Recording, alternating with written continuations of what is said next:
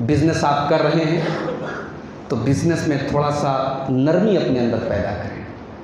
بہت سارے لوگ ہوتے ہیں نا، بہت سخت ہوتے ہیں.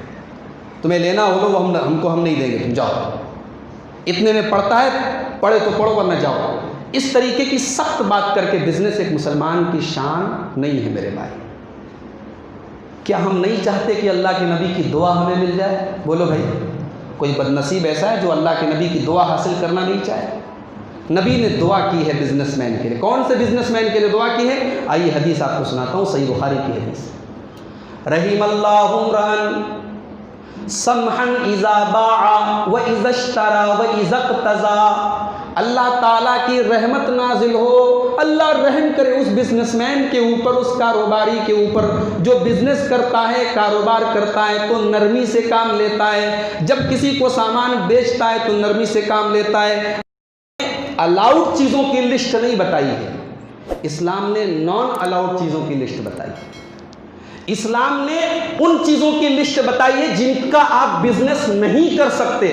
حرام کی لسٹ بتائی ہے، حلال کی لسٹ نہیں بتائی ہے. حلال بے شمار ہیں، حرام کچھ چیزیں ہیں. اسلام کی بات ہو رہی ہے نا. اس آیت کے اینڈ میں اللہ تعالیٰ نے ایک عجیب بات کہی جس کا بزنس سے بظاہر کوئی تعلق نہیں ہے. اللہ نے کیا کہا؟ وَلَا تَقْتُلُوا أَنفُسَكُمْ. اور اے ایمان والو، اپنے آپ کو قتل مت کرو، اپنے آپ کی ہتیا نہ کرو، سوسائڈ نہ کرو، خودکشی نہ کرو. إِنَّ اللَّهَ كَانَ بِكُمْ رَحِيمًا. اللہ تم پر بہت مہربان ہے. یہ بزنس کا سوسائڈ سے کیا تعلق ہے؟ کچھ تعلق سمجھ میں آ رہا ہے؟ اللہ نے آیت کے اینڈ میں یہ کیوں کہا کہ خودکشی مت کرو؟ علامہ ابن کثیر اس آیت کی تفسیر میں لکھتے ہیں، معزز صدر اجلاس، ڈائس پر موجود معزز علماء کرام، ذمہ داران جماعت، مہمانان گرامی، محترم بزرگوں، نوجوان بھائیوں، پردہ نشین ماں اور بہنوں، پیارے بچوں، اسلام کے بارے میں ایک مائنڈ سیٹ یہ بنا لیا گیا ہے کہ اسلام دنیا کمانے سے منع کرتا ہے. اسلام میں رہنا ہے تو دنیا مت کماؤ، اور دنیا کما رہے ہو تو اس کا مطلب اسلام کے اندر نہیں.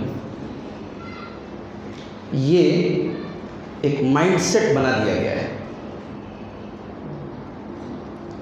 لیکن یہ غلط ہے. اسلام دین فطرت ہے،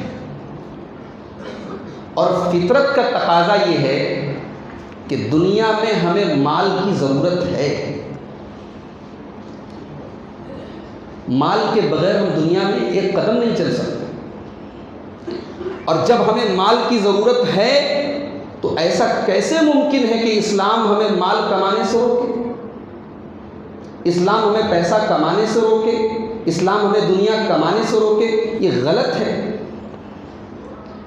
حدیث کی کوئی بھی کتاب اٹھا کے دیکھو، اس میں اگر آپ کو نماز کا چیپٹر ملے گا، اس میں اگر آپ کو زکوٰۃ کا چیپٹر ملے گا، اس میں اگر آپ کو روزہ کا چیپٹر ملے گا، اس میں اگر آپ کو حج کا چیپٹر ملے گا، تو اس میں ایک چیپٹر آپ کو کتاب البیوع، chapter of business, chapter of transactions, کاروبار اور بزنس اور لین دین کا بھی ایک چیپٹر آپ کو ملے گا.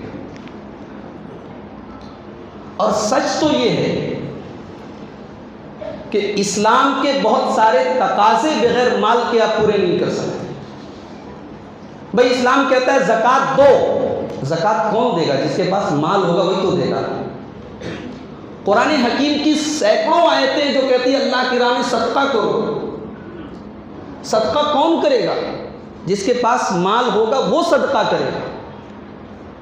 قرآن مجید کا پہلا پارہ اٹھاؤ، قرآن بالکل اسٹارٹ ہو رہا ہے. الف لام میم ذالک الکتاب لا ریب فیہ ھدی للمتقین. الذین یؤمنون بالغیب ویقیمون الصلاۃ ومما رزقناہم ینفقون۔ اللہ فرما رہا ہے کہ متقی وہ لوگ ہیں، اللہ سے ڈرنے والے وہ لوگ ہیں جو غیب کے اوپر ایمان رکھتے ہیں، جنت کو دیکھا نہیں، جہنم کو دیکھا نہیں، ایمان رکھتے ہیں، اللہ کو دیکھا نہیں، ایمان رکھتے ہیں۔ وَيُقِيمُونَ الصَّلَاةَ اور نماز قائم کرتے ہیں، وَمِمَّا رَزَقْنَاهُمْ يُنْفِقُونَ اور ہم نے جو رزق ان کو دیا ہے، جو روزی ہم نے دی اس میں سے وہ خرچ کرتے ہیں۔ خرچ کون کرے گا؟ جس کے پاس ہوگا وہی تو خرچ کرے گا۔ ہمارے علماء نے بھی معاف کیجئے وہ حدیثیں جو بیان کی کہ دنیا مومن کے لیے قید خانہ ہے۔ اب ایک عام آدمی نے سوچا یار اب اس میں قید خانے کی طرح زندگی گزارو، اس میں کام دھندہ نہیں کرنا، بزنس نہیں کرنا، تجارت نہیں کرنا۔ دنیا قید خانہ ہے، آخرت کے مقابلے میں ہے۔ دنیا قید خانہ آخرت کے مقابلے میں ہے۔ دنیا قید خانہ ہے اس کا یہ مطلب نہیں ہے کہ آپ دنیا میں کاروبار نہ کریں، بزنس نہ کریں۔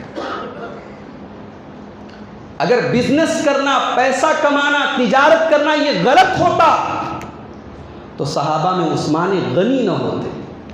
ان کے نام کے ساتھ غنی، غنی مطلب رچ مین، پیسے والا آدمی۔ حضرت عثمان غنی ہیں، بہت پیسے والے تھے۔ جب بھی اللہ کے دین میں خرچ کرنے کا معاملہ آیا عثمان غنی بے تحاشا خرچ کرتے تھے۔ صحابہ میں کروڑ پتی صحابہ بھی تھے، انتقال کیے تو کروڑوں کی پراپرٹی چھوڑ کر کے گئے، ایسے صحابہ تھے۔ عبد الرحمن ابن عوف ہیں، حضرت ابو طلحہ انصاری ہیں، یہ لوگ کروڑ پتی لوگ تھے میرے بھائی، کروڑ پتی بھی تھے اور بہت بڑے متقی اور پرہیزگار بھی تھے۔ تو پیسہ کمانا، بزنس کرنا، تجارت کرنا یہ ایمان کے خلاف نہیں ہے، یہ تقویٰ کے خلاف نہیں۔ پہلے یہ غلط فہمی آپ دور کر لیجیے۔ بھئی آپ پیسہ نہیں کمائیں گے تو دوسروں کے محتاج رہیں گے، دوسروں کے سامنے ہاتھ پھیلائیں گے، دوسروں کے رحم و کرم پر رہیں گے، اور اسلام کی نظر میں یہ بہت بڑا گناہ ہے۔ اسلام یہ تعلیم دیتا دینے والے بنو، لینے والے مت بنو۔ اللہ کے رسول کے ایک صحابی تھے حکیم بن حزام، وہ ایک مرتبہ اللہ کے رسول کے پاس آئے، یا رسول اللہ کچھ مدد کر دیجیے۔ اللہ کے رسول نے کر دیا۔ پھر کچھ دنوں کے بعد آئے، یا رسول اللہ کچھ مدد کر دیجیے۔ اللہ کے رسول نے پھر کچھ دے دیا۔ تیسری مرتبہ جب انہوں نے منہ کھولا، اللہ کے پیارے نبی صلی اللہ علیہ وسلم کو ناگوار ہوا، اور اللہ کے نبی نے ایک جملہ کہا، بڑا پیارا جملہ کہا، اس کو نوٹ کرو، دماغ کے بلیک بورڈ پہ کہیں نوٹ کرو۔ آپ نے فرمایا کہ حکیم ایک بات بتاتا ہوں تمہیں، الید العلیا خیر من الید السفلی، اوپر والا ہاتھ نیچے والے ہاتھ سے بہتر ہوتا ہے۔ کوشش کرو ہمیشہ تمہارا ہاتھ اوپر والا رہے، نیچے والا نہ رہے۔ کیا مطلب؟ یعنی تم دینے والے بنو، لینے والے مت بنو۔ اور آگے اللہ کے رسول نے بڑی اصولی بات بتائی، وَابْدَأْ بِمَنْ تَعُولُ، اور جب دینے کی بات آئے تو شروعات اس سے کرو جو تمہارے انڈر میں ہیں، بال بچے، گھر بار۔ تم مسجد میں ماشاءاللہ بہت اچھا چندہ دے رہے ہو، مدرسے میں بہت اچھا چندہ دے رہے ہو، اور گھر میں بچے بھوکے رہیں، یہ اسلام نہیں تعلیم دیتا ہے۔ جو تمہارے انڈر میں ہیں، جن کے تم ذمہ دار ہو، گارجین ہو، ان سے شروعات کرو۔ اس کے بعد ایک اور پیاری بات اللہ کے رسول نے ارشاد فرمائی کہ وَخَيْرُ الصَّدَقَةِ عَنْ ظَهْرِ غِنًى، بہترین صدقہ وہ ہے کہ صدقہ دینے کے بعد بھی انسان مالدار رہے۔ ایسا نہ ہو کہ صدقہ کر دے اور غریب بن جائے، صدقہ دے کے ایسی حالت ہو جائے کہ اب دوسروں سے مانگنا پڑ رہا ہے۔ ایسا صدقہ اچھا صدقہ نہیں ہے۔ بہترین صدقہ وہ ہے کہ آپ نے صدقہ دے دیا، اس کے بعد بھی آپ کے پاس کچھ بچا ہو۔ تو حضرت حکیم بن حزام کہتے ہیں کہ جب نبی نے یہ بات کہی تو میں نے بھی نبی سے ایک وعدہ کیا۔ میں نے کہا یا رسول اللہ، اس اللہ کی قسم جس نے آپ کو حق کے ساتھ دنیا میں نبی بنا کر کے بھیجا ہے، آج کے بعد میں کبھی کسی کے سامنے ہاتھ نہیں پھیلاؤں، حتیٰ افارق الدنیا، اے اللہ کے رسول میں دنیا سے چلا جاؤں گا مگر میں وعدہ کرتا ہوں کہ آج کے بعد کبھی کسی کے سامنے ہاتھ نہیں پھیلاؤں. اور حضرت حکیم بن حزام رضی اللہ تعالیٰ عنہ اس وعدے پر زندگی بھر قائم رہے میرے بھائی. تو اسلام منع کرتا ہے کسی کے سامنے ہاتھ پھیلانے سے. اسلام کہتا ہے کتنے اسٹرانگ بنو کہ دوسروں کی مدد کرو. اللہ کے نبی سے پوچھا گیا اے اللہ کے نبی سب سے بہترین کمائی کون سی کمائی ہے؟ نبی اکرم نے فرمایا، مسند احمد کی صحیح روایت ہے، کل بیع مبرور، ہر تجارت ایسی تجارت جو اچھی ہو، اچھی تجارت ہو، نیکی والی تجارت ہو، یہ سب سے بہترین کمانے کا طریقہ ہے. وعمل الرجل بیدہ، اور انسان اپنے ہاتھ سے کمائے، یہ سب سے بہترین کمائی.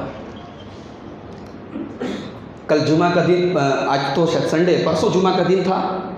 جمعہ کے دن آپ نے جمعہ کی نماز پڑھی. جمعہ کی نماز کے اوپر قرآن کے اندر پوری ایک سورت ہے، سورۃ الجمعہ.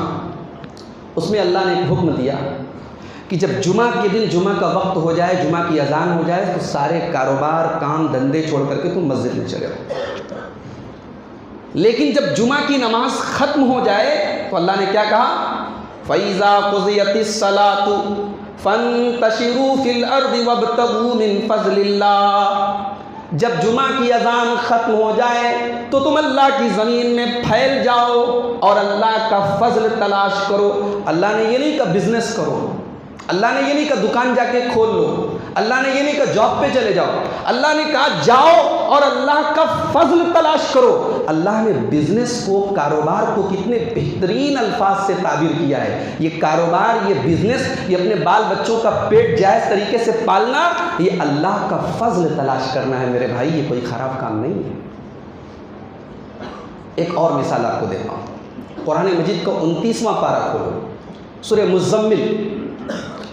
اللہ نے اپنے نبی کو ایک حکم دیا کہ اے میرے نبی آپ رات بھر تہجد پڑھیے. اگر پوری رات نہیں پڑھ سکتے تو آدھی رات پڑھیے، آدھی رات نہیں پڑھ سکتے تو رات کا کچھ حصہ پڑھیے. اب جب تہجد کا یہ حکم آیا تو صحابہ میں ایک طبقہ وہ ہے جو لیبر کلاس ہے، غریب لوگ ہیں، مزدور لوگ ہیں. اب بیچارے دن بھر تھکے ہیں، ہارے ہیں، اب وہ رات بھر تہجد کیسے پڑھیں گے؟ وہ رات بھر تہجد پڑھیں گے تو صبح کام نہیں کر پائیں گے. اللہ اپنے بندوں کو کوئی ایسا حکم نہیں دیتا جو بندوں کی کیپیسٹی کے باہر ہو، جو بندوں کی طاقت سے باہر ہو. اللہ نے تہجد کا حکم دیا، پھر آگے اللہ نے ایکسیپشن کر دیا، استثناء کر دیا کہ نہیں، تہجد پڑھنا کمپلسری نہیں ہے اور پوری رات پڑھنا ضروری نہیں ہے اور سب کے لیے ضروری نہیں ہے، کسی کے لیے بھی ضروری نہیں ہے، بہتر ہے، مستحب ہے.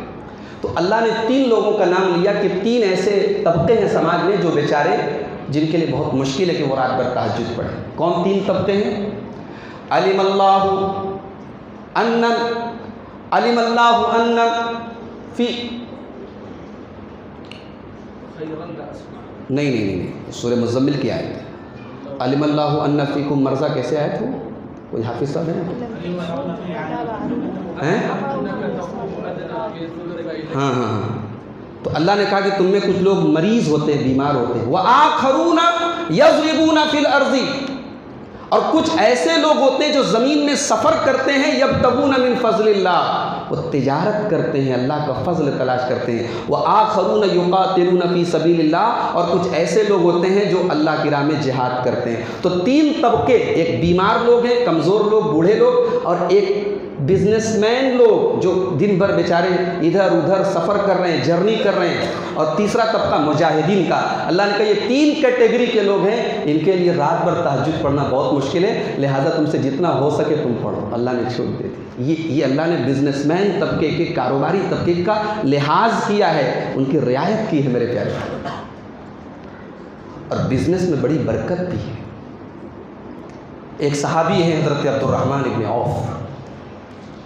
آج تو بہار سے، جھارکھنڈ سے، کہاں سے، ابھی میں پٹنہ سے حیدرآباد کل آ رہا تھا فلائٹ سے، پٹنہ ایئرپورٹ پر اتنی بھیڑ، ایسا لگ رہا تھا کہ ریلوے کا جنرل ڈبہ ہے، اتنی بھیڑ تھی. تو پتہ لگا کہ ٹرینیں سب زیادہ تر بند ہیں، تو سب مزدور لوگ فلائٹ سے آ رہے ہیں. تو کتنی بڑی تعداد میں دوسرے اسٹیٹ سے آج حیدرآباد میں، تلنگانہ میں لوگ آ رہے ہیں. کس لیے؟ پیسہ کمانے کے لیے. وہاں ان کے پاس بزنس نہیں ہے، کام نہیں، یہاں آ رہے ہیں. صحابہ نے اپنا سارا سیٹ اپ کیا ہوا بزنس، پراپرٹی، گھر بار سب کچھ مکہ چھوڑ کے مدینہ چلے گئے. کس لیے؟ اللہ کے لیے. اس کائنات میں اس جماعت کی کوئی ایگزامپل نہیں ہے میرے بھائیوں، کوئی مثال نہیں ہے. سب کچھ قربان کر کے مدینہ آئے ہیں. کس لیے؟ اللہ کے دین کے لیے. اور ہاتھ میں پھوٹی کوڑی لے کے نہیں آئے، خالی ہاتھ آئے. وہاں گھر تھا، یہاں بے گھر ہے. وہاں بچے تھے، بیوی تھی، ماں باپ تھے، یہاں اکیلے آئے ہیں. اور یہاں اس امید میں آئے شاید سہارا مل جائے. بھئی پردیس ہوتا ہے، ہو سکتا ہے آپ کو کوئی نکال دے.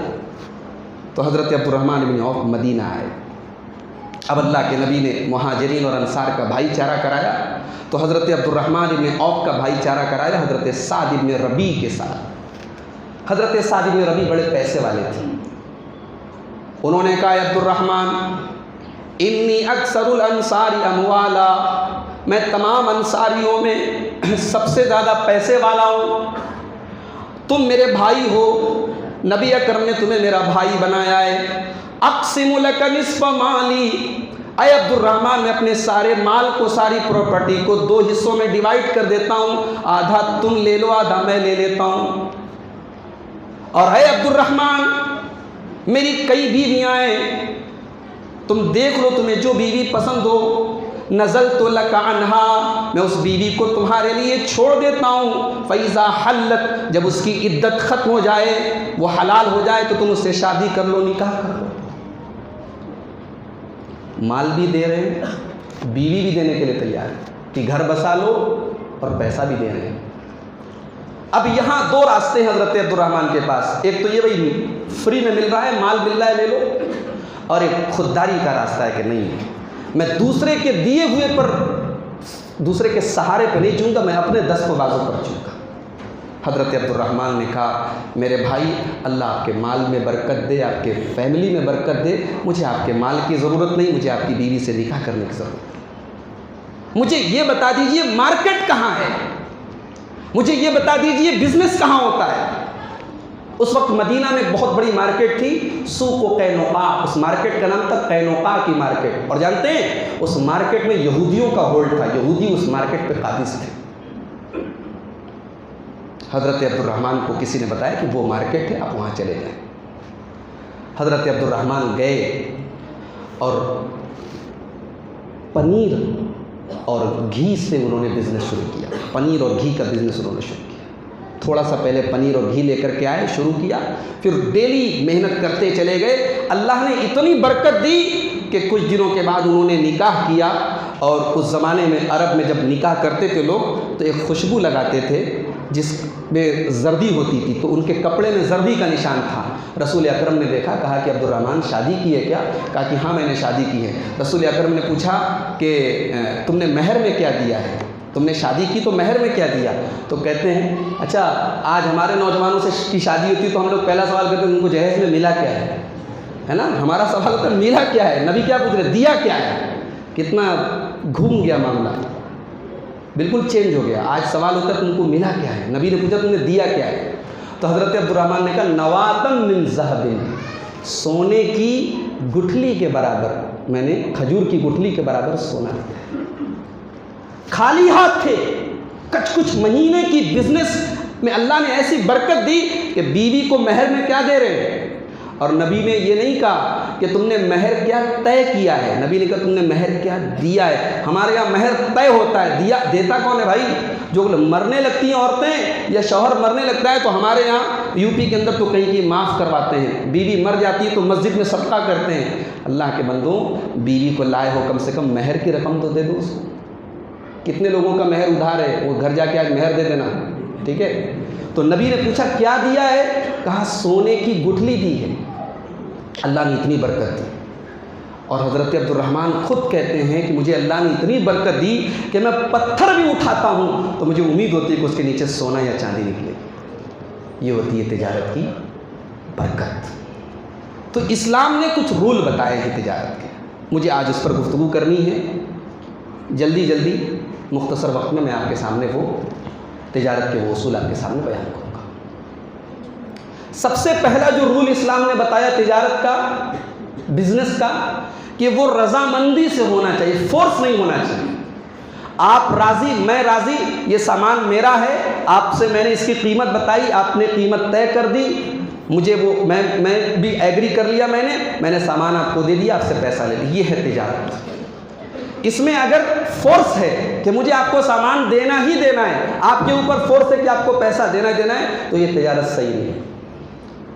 اللہ تعالیٰ نے فرمایا سورہ نساء کی آیت نمبر 29 کے اندر، جو آیت میں نے آپ کے سامنے خطبہ مسنونہ میں پڑھی، یا ایھا الذین آمنوا لا تأکلوا اموالکم بینکم بالباطل، اے ایمان والو ایک دوسرے کا مال ناجائز طریقے سے، حرام طریقے سے مت کھاؤ، الا ان تکون تجارتا، ہاں تم بزنس کر سکتے ہو، تم کاروبار کر سکتے ہو، ان تراض منکم، بزنس جب کرو تو ایک دوسرے کو راضی کر کے، آپسی رضامندی سے، آپس کی سہمتی سے اگر تم بزنس کرتے ہو تو کر سکتے ہو۔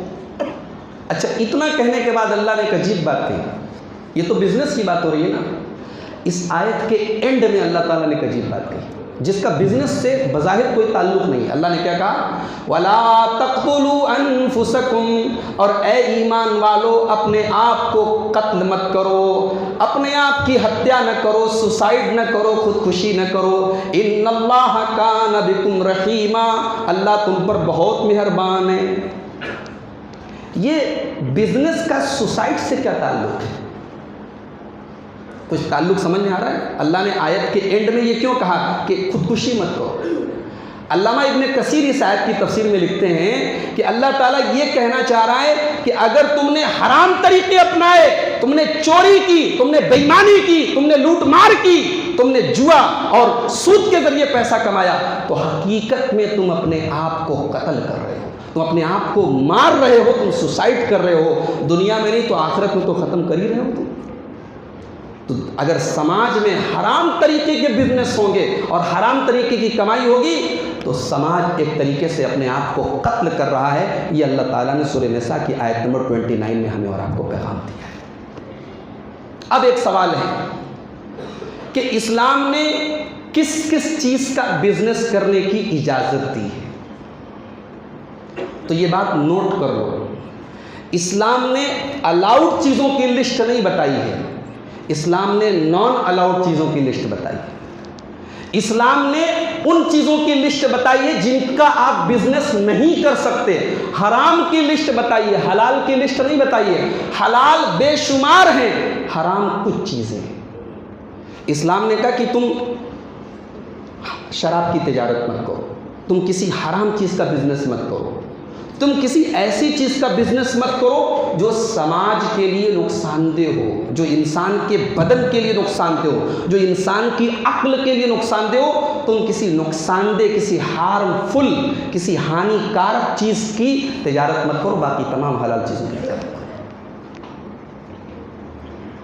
جب شراب حرام ہوئی تو ایک صحابی اللہ کے نبی کے پاس آئے، ان کو پتہ نہیں تھا کہ شراب حرام ہو چکی ہے، تو انہوں نے، صحیح مسلم کی روایت ہے، انہوں نے شراب کا ایک مشکیزہ، شراب کا ایک برتن اللہ کے رسول کو گفٹ کیا کہ اللہ کے رسول یہ گفٹ ہے آپ کے لیے۔ اللہ کے نبی نے فرمایا کہ تم کو معلوم نہیں یہ حرام ہے، شراب حرام کی جا چکی ہے؟ اچھا حرام ہے؟ تو انہوں نے اپنے کسی دوست سے اس کے کان میں دھیرے سے کچھ بات کہی، تو اللہ کے رسول نے پوچھا تم نے کیا کہا اس کے کان میں دھیرے سے؟ کہا کہ میں نے اس سے کہا کہ جاؤ اس کو بیچ دو، بھئی اب حرام ہے، لوگ پی نہیں سکتے، پلا نہیں سکتے، اس کو بیچ دیا جائے۔ تو اللہ کے رسول نے جملہ کہا، ان الذی حرمھا حرم بیعھا، جس اللہ تعالیٰ نے اس شراب کو حرام کیا ہے اسی اللہ تعالیٰ نے اس کے کاروبار کو بھی حرام کیا ہے۔ اگر شراب حرام ہے تو اس کا بزنس بھی حرام ہے۔ یہ اصول یاد رکھو، جو چیز شریعت میں حرام ہے اس کا بزنس آپ نہیں کر سکتے۔ حرام چیز کا بزنس تو بہت دور کی بات ہے، اس میں سپورٹ بھی نہیں کرنا چاہیے، سپورٹ بھی نہیں کر سکتے۔ اگر سود اور بیاج حرام ہے تو سود اور بیاج میں کسی طریقے کا سپورٹ کرنا یہ بھی حرام ہے۔ اسی طریقے سے اسلام نے بزنس میں کنڈیشن یہ بھی لگائی ہے کہ بزنس میں ٹرانسپیرنسی ہو، بالکل کلیئر اینڈ کرسٹل ہو، اس میں کوئی دھوکہ نہ ہو۔ میں جو سامان دے رہا ہوں آپ کو بالکل کلیئر، میں یہ سامان آپ کو دے رہا ہوں، اور آپ نے جو قیمت طے کی ہے قیمت بالکل فکس ہو۔ اگر اس میں دھوکہ ہے، فکس نہیں ہے، قیمت میں دھوکہ ہے، سامان میں دھوکہ ہے، اسلام میں ایسی تجارت، ایسا بزنس الاؤڈ نہیں ہے۔ اس کی 2 دلیلیں میں آپ کو دے دیتا ہوں۔ ایک مرتبہ اللہ کے رسول صلی اللہ علیہ وسلم مدینہ کی مارکیٹ میں جا رہے تھے، صحیح مسلم کی روایت ہے۔ ایک اناج کی دکان پر سے آپ گزرے، اناج رکھا ہوا تھا، گیہوں یا جو وغیرہ کچھ رکھا تھا۔ تو اللہ کے رسول صلی اللہ علیہ وسلم نے اپنا ہاتھ اس گیہوں کے اندر ڈالا، تو آپ کی انگلیوں میں بھیگا ہوا گیہوں یا بھیگا ہوا اناج جو ہے وہ آپ کو محسوس ہوا۔ اندر کا جو اناج تھا وہ بھیگا ہوا تھا۔ تو اللہ کے رسول نے پوچھا یہ کیا ہے؟ اناج بیچنے والے سے پوچھا یہ کیا ہے؟ کہا کہ وہ بارش ہو گئی تھی، تھوڑا اناج بھیگ گیا تھا، وہی ہے، وہ بھیگا ہوا اناج ہے۔ تو نبی اکرم نے جو جملہ کہا اس کو نوٹ کر لو، ہر بزنس مین اس کو نوٹ کر لے۔ اللہ کے نبی نے فرمایا افلا جعلتہ فوق ھذا الطعام، اگر بارش کی وجہ سے تمہارے گیہوں بھیگ گئے تھے تو تم نے اس کو اوپر کیوں نہیں رکھا؟ تم نے اس کو چھپایا کیوں؟ تم نے اپنے گراہکوں کو، اپنے کسٹمر کو تم نے دھوکہ کیوں دینے کی کوشش کی ہے؟ اے میرے صحابی، من غش فلیس منی، جو دھوکہ دے وہ ہم میں سے نہیں ہے۔ دھوکہ دینے والا، اپنے بزنس اور کاروبار میں فراڈ کرنے والا وہ ہم میں سے نہیں ہے۔ اسلام میں دھوکہ والی بزنس، دھوکہ والا کاروبار جائز ہے۔ اسی لیے اللہ کے نبی نے منع کیا۔ بخاری کی روایت ہے، نہا رسول اللہ صلی اللہ علیہ وسلم عن بیع الحصاتی۔ عرب کے اندر بزنس کا ایک طریقہ تھا، ایک آدمی اپنے بھائی کے کھیت میں جاتا تھا اور کنکری کو پھینکتا تھا اور کہتا تھا جہاں تک میری کنکریاں جائیں گی اتنا کھیت میرا ہو جائے گا۔ اللہ کے نبی نے منع کیا کہ ایسا سودا کرنا، ایسا ٹرانزیکشن کرنا جائز نہیں ہے۔ بھئی آپ ناپ لو کہ اتنا کھیت میرا ہے، آپ کنکری پھینک کر کے، یہ دھوکے والی بات ہے۔ اس کے بعد اللہ کے نبی نے فرمایا وعن بیع الغرر، دھوکے والی بیع سے بھی اللہ کے نبی نے منع کیا۔ جانور کے تھن میں دودھ ہے، ابھی دودھ باہر نہیں نکلا ہے اور آپ سودا کر دیں اس جانور کے تھن کے اندر جتنا دودھ ہے وہ میں آپ کو بیچ رہا ہوں، اسلام کہتا ہے ناٹ الاؤڈ، یہ جائز نہیں ہے۔ کھجور کا پیڑ ہے، اب پیڑ کے اوپر کھجور لگی ہے، آپ نے کسی سے طے کیا بھائی صاحب آپ مجھے 1 لاکھ روپیہ دے دیجئے اور اس پیڑ کے اوپر جتنی کھجوریں آئیں گی وہ سب میں لے لوں گا، یہ جائز نہیں ہے، دھوکہ ہے اس میں۔ ہاں وہ کھجوریں اتر جائیں، یہ پتہ لگ جائے کتنی فریش کھجوریں ہیں، کتنی خراب ہیں اور ان کا کتنا وزن ہو رہا ہے، تب آپ اس کو بے کر سکتے ہیں۔ پانی ہے، پانی کے اندر جتنی مچھلیاں ہیں میں خرید لوں گا، نہیں، مچھلیوں کو نکالو، مچھلیوں کا وزن کرو یا ان کو کاؤنٹ کرو، تب آپ بے کر سکتے ہو۔ تو دھوکے کی بے اسلام میں جائز نہیں۔ اسی طریقے سے اسلام نے ذخیرہ اندوزی کرنے سے منع کیا ہے۔ اناج ہے، کھانے پینے کی چیزیں ہیں، اب بہت سارے بڑے بڑے بزنس مین کیا کرتے ہیں، اسٹور کر لیتے ہیں، اور جب سامان مہنگا بکتا ہے، جب مارکیٹ میں اس کی کمی ہوتی ہے تو اونچے داموں پر بیچتے ہیں۔ حرام ہے یہ چیز، یہ ذخیرہ اندوزی ہے، یہ لوگوں کے ساتھ ظلم ہے۔ نبی اکرم صلی اللہ علیہ وسلم نے منع فرمایا، صحیح مسلم کی روایت ہے، آپ نے فرمایا لا یحتکر الا خاطئ، ذخیرہ اندوزی وہی آدمی کرے گا جو گنہگار ہوگا۔ اس طریقے سے اناج کو اسٹور کر لینا اور مہنگے داموں میں بیچنا یہ مسلمان کی شان نہیں ہے۔ اسی طریقے سے جھوٹی قسم کھانا، حیدرآباد میں آپ چلے جائیں، میں برائی کے طور پہ نہیں کہہ رہا ہوں، کوئی برا نہ مانے، حیدرآباد میں آپ مثال دے رہا ہوں، آپ چلے جائیں، بہت سارے دکانداروں کے پاس آپ جائیں، اب وہ سامان اگر اس نے 50 روپے کا بتایا، آپ نے کہا ارے بھائی 40 کا دو، اللہ کی قسم 45 کی تو میری خرید ہے۔ قسمیں کھا کر کے اپنا سامان، جھوٹی قسمیں کھا کر کے اپنے سامان کا ریٹ بڑھانا حرام ہے، اور بڑی سخت وعید ہے اس کے بارے میں۔ صحیح مسلم کی روایت ہے، اللہ کے نبی کے پاس ایک دیہاتی آئے، ایک دیہاتی شخص آیا اور اس نے آ کر کے پوچھا کہ اے اللہ کے رسول مل کبائر، بڑے بڑے گناہ کے بارے میں بتائیے۔ نبی اکرم نے بڑے بڑے گناہوں میں سب سے پہلے نمبر پر آپ نے نام لیا الاشراک باللہ، اللہ کے ساتھ شرک کرنا۔ اس دیہاتی نے پوچھا اے اللہ کے رسول اس کے بعد کون سا گناہ سب سے بڑا ہے؟ آپ نے فرمایا عقوق الوالدین، اپنے والدین کو تکلیف پہنچانا، والدین کو ستانا۔ پھر پوچھا ہے اللہ کے نبی اس کے بعد سب سے بڑا گناہ کیا ہے؟ آپ نے فرمایا الیمین الغموس، جھوٹی قسم کھانا. جھوٹی قسم تیسرے نمبر پر، شرک کے بعد اور ماں باپ کو تکلیف پہنچانے کے بعد تیسرے نمبر پر جھوٹی قسم کھانا. اللہ کے نبی نے کہا. حضرت ابو ہریرہ کہتے ہیں میں نے پوچھا ہے اللہ کے نبی جھوٹی قسم کھانے کا کیا مطلب ہے؟ نبی اکرم نے فرمایا الذی یقتطع مال امرئ مسلم، جھوٹی قسم کھانے کا مطلب یہ ہے اپنے مسلمان بھائی کا مال ہڑپنا، اس کا پیسہ ہڑپنا، جھوٹی قسم کھا کر کے اس سے زیادہ پیسہ لے لینا، یہ حرام ہے اسلام کے اندر. اور اس سے بھی ایک سخت حدیث سناؤں آپ کو. بزنس مین لوگوں یہ سب حدیثیں یاد کر لو. بزنس مین لوگ تو سوچتے ہیں بھائی مولوی لوگ حدیث یاد کریں، ہم لوگوں کو کیا یہ سب حدیثیں یاد کرنے کی ضرورت ہے.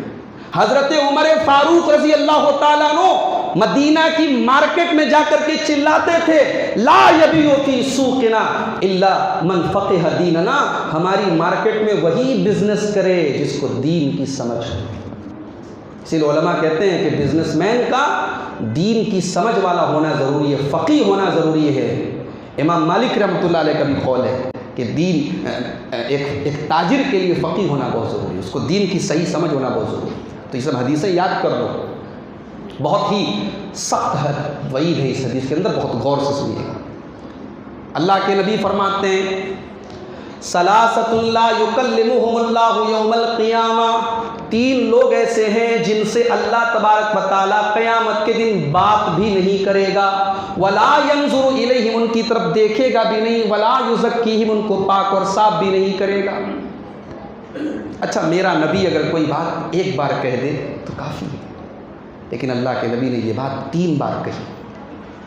حضرت ابو ذر غفاری حدیث کے راوی ہیں، کہتے ہیں خابوا وخسروا من هم یا رسول اللہ، اے اللہ کے رسول وہ کون بد نصیب لوگ ہیں، وہ کون خسارہ اٹھانے والے لوگ ہیں جن کے بارے میں آپ اتنی بڑی بات کر رہے ہیں؟ نبی اکرم نے فرمایا المسبل، اپنے کپڑے کو ٹکنے کے نیچے لٹکانے والا، والمنان، اور کسی کے اوپر احسان کر کے احسان جتانے والا، والمنفق صلاتہ بالحلف الکاذب، اور جھوٹی قسم کھا کر کے اپنے سامان کی قیمت بڑھانے والا، سامان کا ریٹ بڑھانے والا. تو جھوٹی قسم اتنی خطرناک چیز ہے، اس سے ہمیں اور آپ کو پرہیز کرنا چاہیے. یہاں ایک بات اور نوٹ کر لیں، جھوٹی قسم آپ نہیں کھا رہے ہیں مگر آپ قسم بہت زیادہ کھا رہے ہیں، بلا وجہ قسم کھا رہے ہیں. سامان کوئی خریدنے آیا آپ سامان اس کو دے دیں لیکن آپ بلا وجہ قسم کھا رہے ہیں. اللہ کی قسم دیکھیے بھائی صاحب اس سے کم مت کرائیے، میری قیمت میں نہیں آئے گا، میری خرید میں نہیں آئے گا. آپ بار بار قسم کھا رہے ہیں. بلا وجہ بلا ضرورت قسم نہیں کھانا چاہیے، یہ بھی صحیح نہیں ہے. اللہ تعالیٰ نے قرآن کریم میں فرمایا وَلَا تَجْعَلُوا اللَّهَ عُرْضَةً لِأَيْمَانِكُمْ، اللہ تبارک و تعالیٰ کو اپنی قسم کا ہتھیار مت بناؤ، اللہ تعالیٰ کو اپنی قسم کا نشانہ مت بناؤ، ٹارگٹ مت بناؤ، بار بار اللہ کا نام لے کے قسم مت کھاؤ. تو بلا ضرورت قسم نہیں کھانی چاہیے، صرف اس سے کاروبار کی برکت ختم ہو جاتی ہے. اسی طریقے سے اسلام نے بزنس میں ایک کنڈیشن یہ بھی رکھی ہے کہ آپ کسی سامان کی مارکیٹ ویلیو سے زیادہ قیمت مت رکھیے. کسی چیز کا کوئی ایک ریٹ ہے جو مارکیٹ میں چل رہا ہے اور آپ کو پتہ چل گیا کہ پورے نظام آباد میں وہ سامان کسی اور کے پاس نہیں ہے، اب آپ فائدہ اٹھا رہے ہیں، 20 کا سامان آپ 100 کا بیچ رہے ہیں. ارے کیا فرق پڑتا ہے، لوگ خریدیں گے تو مجھے سے نا میرے پاس موجود ہے. حرام ہے یہ چیز. آپ ذرا سا فائدہ کمانے کے چکر میں اپنی آخرت برباد کر رہے ہیں.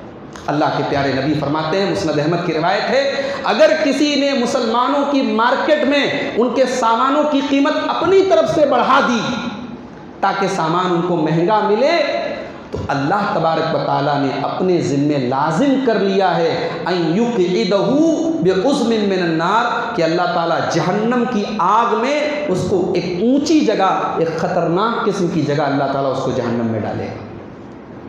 تو ہمیں اور آپ کو اس کا بھی خیال رکھنا چاہیے.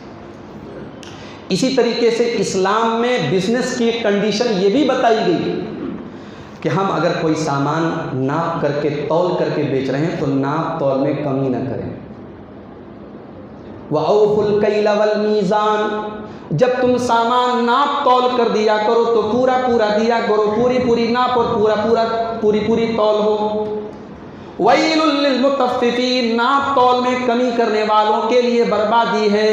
الَّذِينَ إِذَا اكْتَالُوا عَلَى النَّاسِ يَسْتَوْفُونَ، جب سامان خریدنے کا نمبر آتا ہے تو پورا پورا سامان لیتے ہیں۔ وَإِذَا كَالُوهُمْ أَوْ وَّزَنُوهُمْ يُخْسِرُونَ، اور جب سامان دینے کا نمبر آتا ہے تو کمی کرتے ہیں، ڈنڈی مارتے ہیں، ناپ تول میں چوری کرتے ہیں۔ ناپ تول آپ کا پورا پورا ہونا چاہیے۔ ایک زمانہ تھا کہ مسلمان جب کاروبار کرتے تھے تو غیر مسلم بھی مثال دیتے تھے، مسلمان کا ناپ، مسلمان کی تول، مسلمان کی زبان پکی ہے۔ اور آج حالات ایسے ہو گئے کہ ہم اتنے بڑے بے ایمان ہو گئے، اتنے کرپٹ ہو گئے کہ آج ہمارا مسلمان بھائی ہم سے کاروبار نہیں کرتا ہے، کہتا نہیں بھائی وہ ہے تو مسلمان لیکن کاروبار اس کا صحیح نہیں۔ کیوں میرے بھائی، کیوں؟ جیسے ہم اللہ سے مسجد میں ڈرتے ہیں، ہمارا ہاتھ ہمیشہ سینے پر ہوتا ہے کہ نبی اکرم نے سینے پر ہاتھ باندھا ہے۔ ہم آمین ہمیشہ زور سے بولتے ہیں جہری نماز میں کیونکہ نبی نے زور سے آمین بولنے کا حکم دیا ہے۔ ہم رفع یدین کرتے ہیں کیونکہ نبی نے رفع یدین کیا ہے اور کرنے کا حکم دیا ہے۔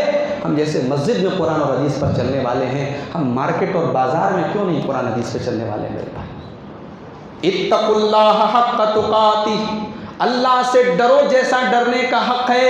مسجد میں بھی اللہ سے ڈرنے کا حکم ہے اور بازار میں بھی اللہ سے ڈرنے کا حکم ہے۔ ناپ تول میں کمی مت کرو، اللہ کا عذاب آیا ہے قوموں کے اوپر اسی ناپ تول میں کمی کرنے کی وجہ سے۔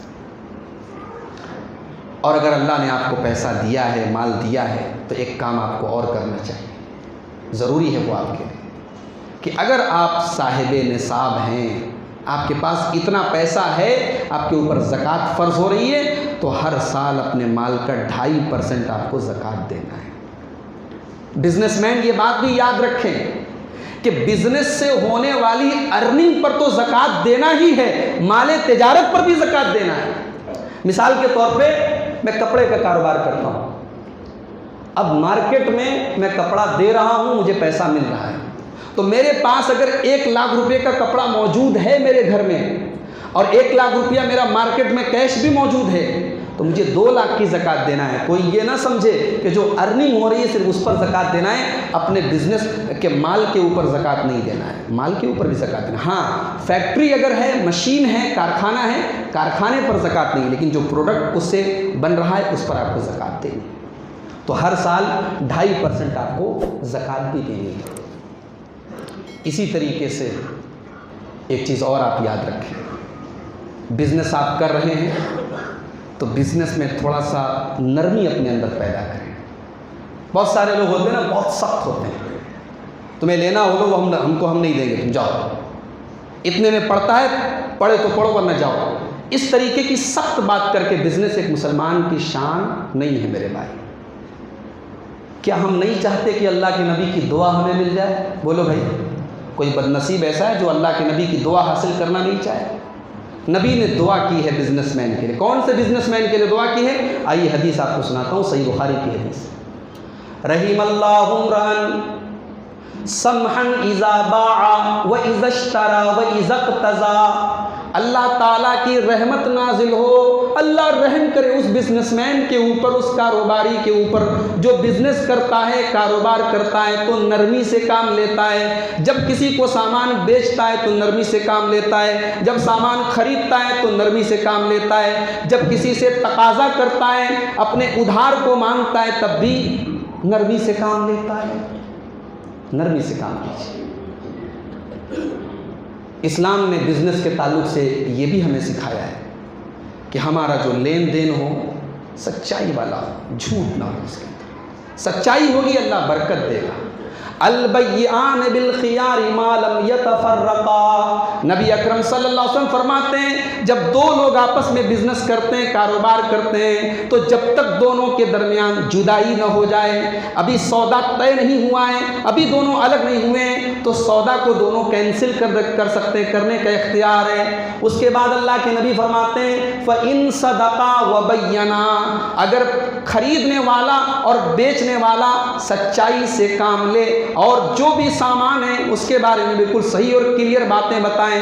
بورک لہما فی بیہما، تو دونوں کے کاروبار میں اللہ تعالیٰ برکت دیتا ہے. وَإِن كَذَبَا وَكَتَمَا، اور اگر دونوں جھوٹ بولیں اور بیچنے والا اپنے سامان کا عیب چھپا لے یا خریدنے والا صحیح قیمت نہ بتائے، قیمت چھپا لے، دونوں چھپا کر کے اگر بزنس کریں گے، کاروبار کریں گے، نبی اکرم فرماتے ہیں محیقت برکت بیہما، ان دونوں کے کاروبار کی برکت مٹا دی جائے گی، برکت ختم کر دی جائے گی. مولوی صاحب بات تو آپ کی صحیح ہے، مگر آج عمل کون کرتا ہے؟ آج برکت ہے کیا؟ برکت کسی نے دیکھی ہے کیا؟ برکت کوئی نظر آنے والی چیز نہیں ہے، برکت محسوس ہوتی ہے. پوچھو کیسے محسوس ہوتی ہے؟ ایک آدمی 1 لاکھ روپیہ روز کماتا ہے، مگر 1 لاکھ کما رہا ہے، پیسے کی کوئی کمی نہیں ہے، مگر اس کو چین نہیں ہے، سکون نہیں ہے، اس کو راتوں کو نیند کی گولیاں کھانی پڑ رہی ہیں، اس کی بیوی نافرمان، اس کے بچے نالائق، اس کا گھر جہنم بنا ہوا ہے. پیسہ بہت ہے اس کے پاس، گھر عالی شان ہے، بنگلہ ہے، سکون نہیں ہے.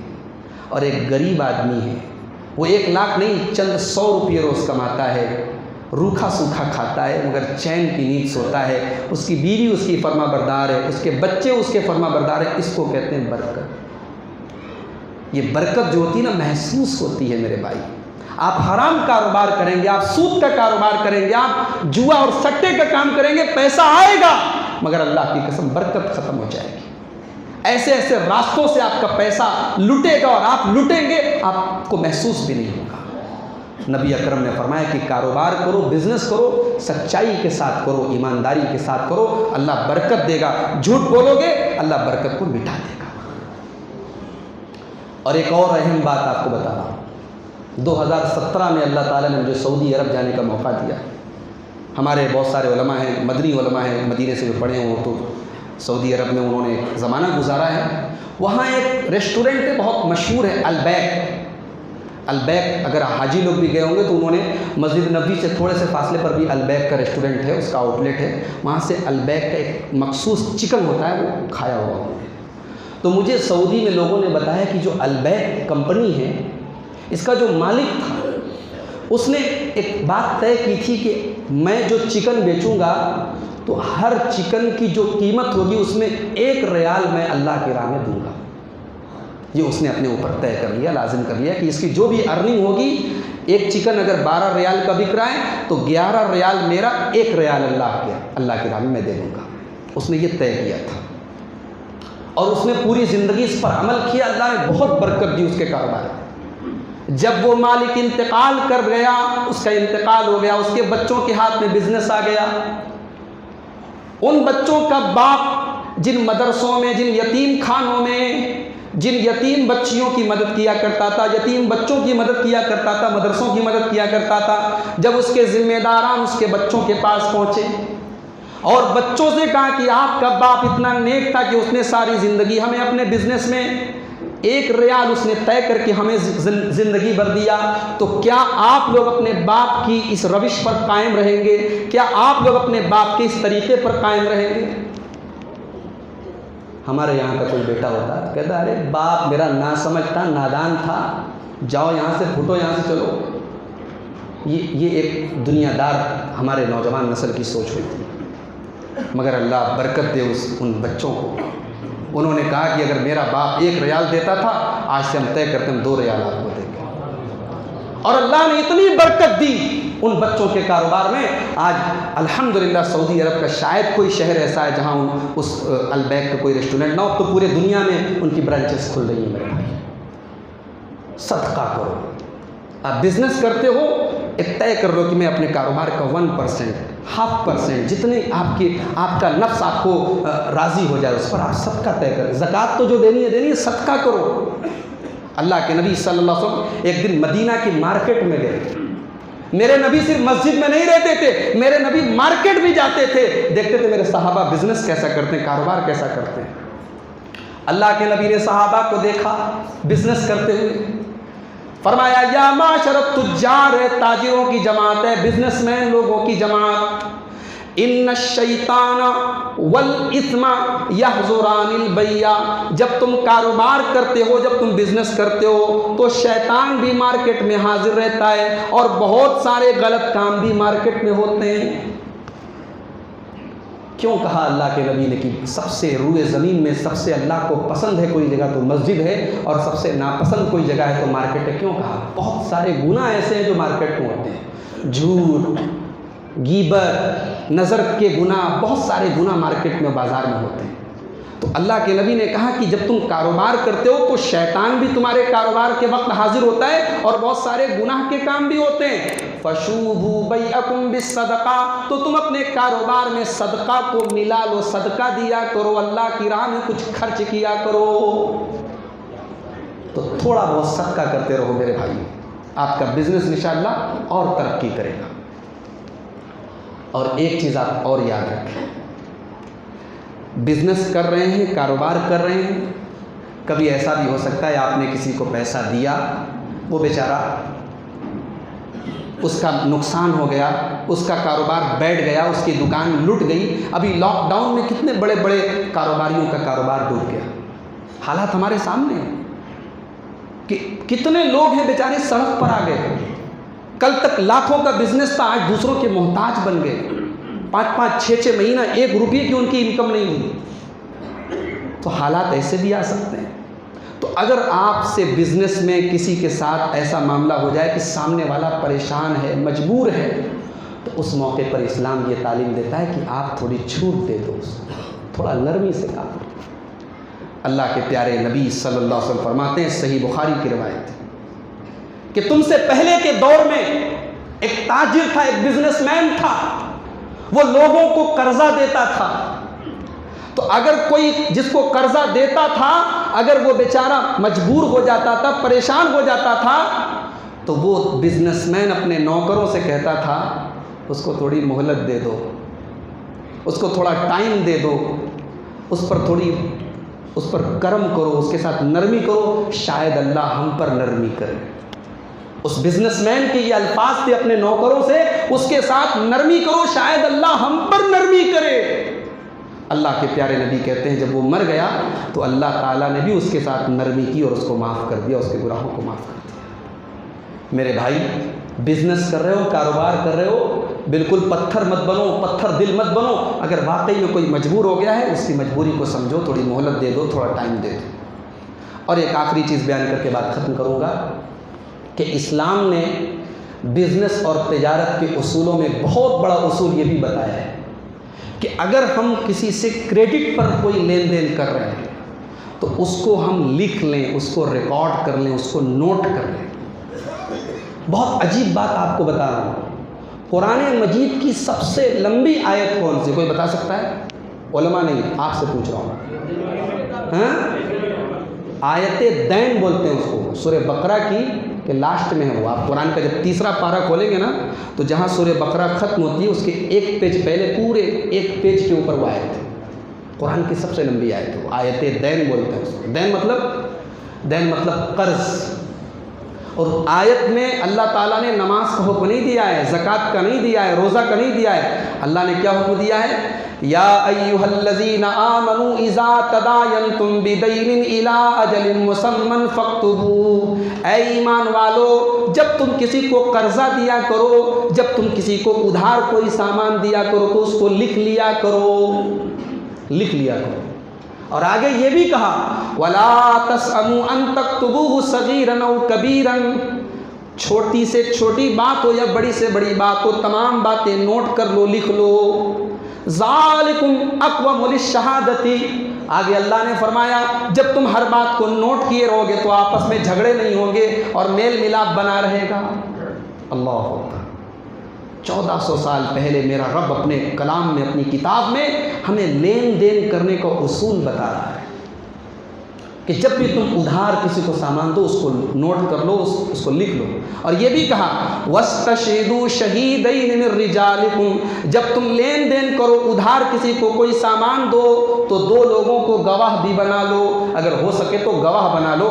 گواہ رہیں گے تو آدمی مکرے گا نہیں، مکرنے میں پھر انسان کو سوچنا پڑے گا۔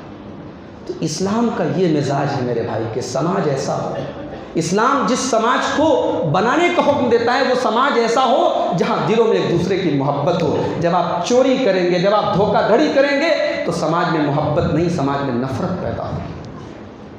تو یہ اسلامی تجارت اور اسلامی بزنس کے چند اصول ہیں جو میں نے آپ کے سامنے بیان کی ہیں، اور انہی اصولوں پر صحابہ کرام چلے ہیں، اور انہوں نے اللہ کے فضل و کرم سے دین بھی کمایا ہے اور دنیا بھی کمایا ہے۔ اور ہم بھی انشاءاللہ اگر ان اصولوں پر چلیں تو صحابہ کرام کی سیرت ہمارے سامنے ہے، ہم بھی انشاءاللہ دنیا اور آخرت دونوں میں کامیاب ہو سکتے ہیں۔ ہمیں جو قرآن نے سب سے جامع اور سب سے بہترین دعا جو سکھائی گئی میرے بھائیوں، ربنا آتنا فی الدنیا حسنہ، اے ہمارے رب ہمیں دنیا میں بھی بھلائی عطا فرما۔